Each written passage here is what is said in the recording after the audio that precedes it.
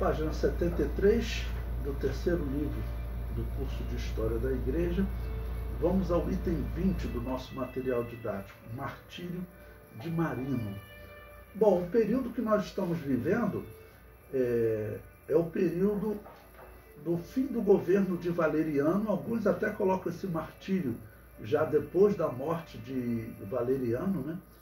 Mas esse período que os cristãos ainda estavam sofrendo uma perseguição. Então Eusébio de Cesareia conta, eu coloquei a data 260 da era cristã, sobre a história do martírio de um irmão. E as coisas até que acontecem aqui, é importante nós vermos todos os tipos de igrejas, né, e as propostas que às vezes eram feitas para os cristãos. Um exemplo que eu vou contar aqui para vocês é uma proposta assim que parece que tinham igrejas que talvez estivessem defendendo uma reação física da igreja cristã. Isso nós vamos encontrar na história da igreja. Mas os cristãos sempre falando, olha, cristão não pega em armas nem para se defender, porque Jesus Cristo disse, não resistais ao ímpio. Tá bom? Então, nós vamos encontrar pessoas que infelizmente defendiam que poderia haver uma reação armada. Esses não eram verdadeiros cristãos. Esses não eram verdadeiros cristãos.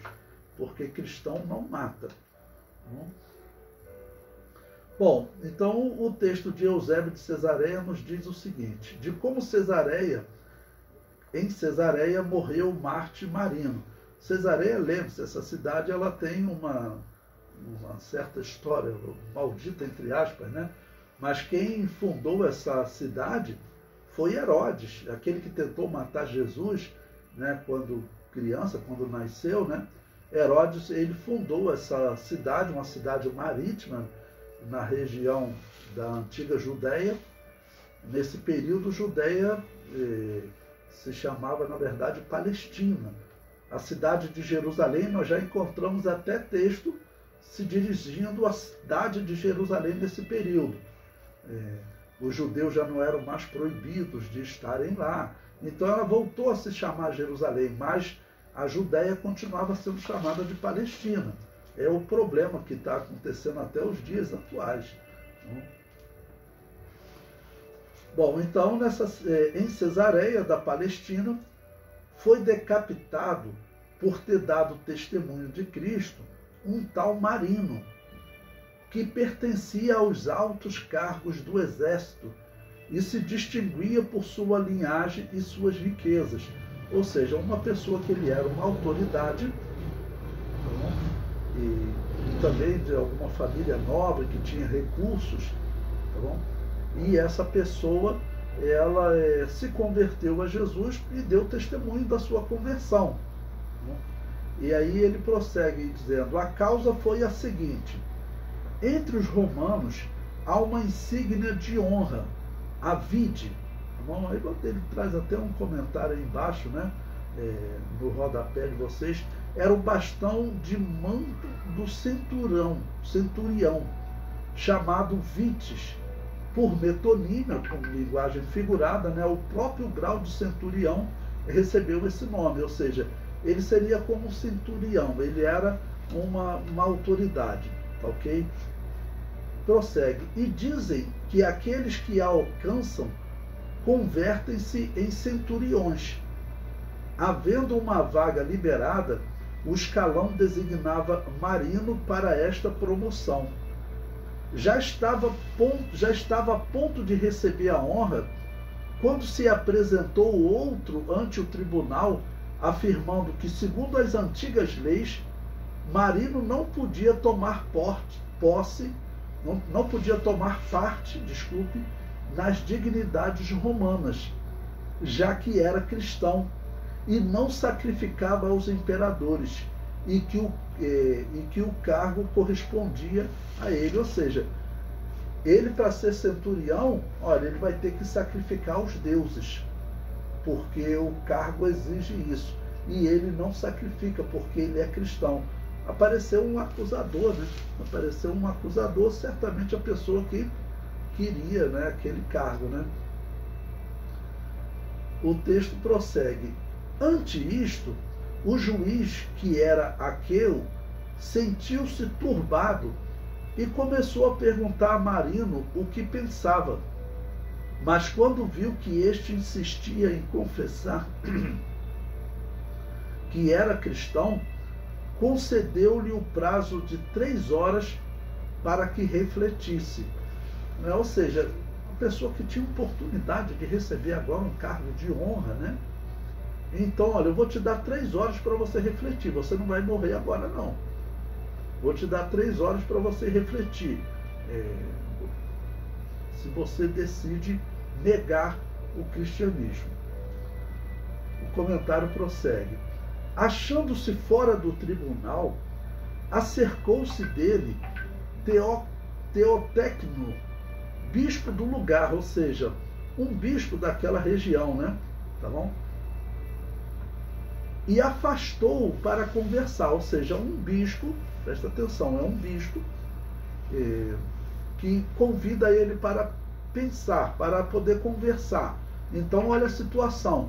O homem, ele era um soldado, ok? Foi preso, foi denunciado, melhor dizendo, porque ele iria receber um cargo especial, que seria como um centurião, iria comandar outros soldados. E aí chegou alguém para dizer, olha, não pode receber esse cargo não, porque ele não sacrifica aos deuses, ele é cristão.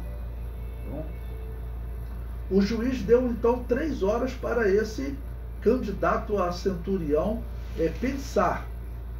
Quando ele sai do tribunal, quando ele está fora do tribunal, vem então esse bispo chamado Teotecno, que era um bispo do lugar, afastou-se com ele para conversar e, tomando pela mão, conduziu-o à igreja. Uma vez dentro, colocou-o ante o próprio santuário e, levantando-lhe um pouco o manto, a roupa que ele vestia, né, mostrou sua espada, que pendia ao mesmo tempo que apresentava e contrapunha a escritura dos divinos evangelhos, mandando que entre as duas coisas escolhesse a que preferia, né? Então, alguns suspeitam que ele estava oferecendo o quê? Como uma arma, né? Bom, eu olho pelo lado pelo lado bom, que ele estivesse dizendo o seguinte: você escolhe ou ser soldado ou a Bíblia. O comentário prossegue. Mas ele, sem vacilar, estendeu a direita e tomou a divina escritura. Mantém-te, pois, disse-lhe Teocteno, mantém-se aferrado a Deus e oxalá alcances, fortalecido por ele, o que escolheste. Vai em paz. Saiu imediatamente dali, um pregoeiro lançava já seu grito, chamando-o de novo ante o tribunal. Talvez não tivesse nem completado as 3 horas, né? De fato, havia-se cumprido o prazo previamente fixado. Apresentou-se então ante o juiz e, mostrando um entusiasmo ainda maior por sua fé, em seguida, tal como estava, foi conduzido ao suplício e foi executado. As pessoas serem decapitadas, né, era assim uma morte honrosa, porque muitas pessoas eram torturadas, né? Às vezes também os romanos já incendiavam corpos de pessoas, teve cristãos sendo incendiados nesse período, né? A Igreja Católica vai escolher o queimar o cristão como o padrão. O padrão era queimar os cristãos, que eles vão chamar normalmente de anabatistas ou outros nomes, né? Tá bom? Mas aqui eles, quando encontravam uma pessoa assim, que era uma certa autoridade, tá bom? Uma pessoa de linhagem, que tinha riqueza, ou seja, tinha parentes nobres, então vamos matá-lo de uma forma honrosa, como decapitar, cortar a cabeça, né? Tá bom? A perseguição que a Bíblia diz que vai ocorrer contra a Igreja de Jesus dos últimos tempos, ela sequer fala, por exemplo, de decapitar, tá bom? Quando o Apocalipse fala do sofrimento durante a grande tribulação, ele fala das pessoas sendo degoladas. A degola era, assim, algo desonroso, né? Normalmente, quando estava numa batalha e, por exemplo, pegava o comandante, um soldado adversário, a maneira que eles queriam, que eles gostavam de fazer depois que dominava ele, era cortar a garganta dele, degolar a pessoa, né? O islamismo, por exemplo, diz que os cristãos eles têm que ser degolados.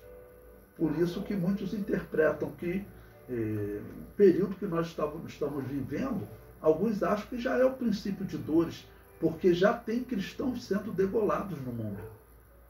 Porque os islâmicos, vocês viram principalmente o grupo chamado Estado Islâmico, porque ele cortava, ele degolava a garganta daqueles cristãos que eles capturavam, e às vezes também de soldados, né?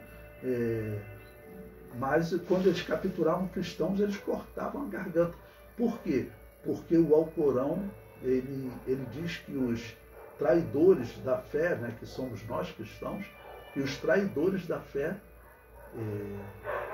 devem ter a sua garganta cortada, devem ser degolados. Tá bom? Então aqui, quando esse irmão foi decapitado, acredite, essa era uma forma honrosa de tirar a vida das pessoas, né?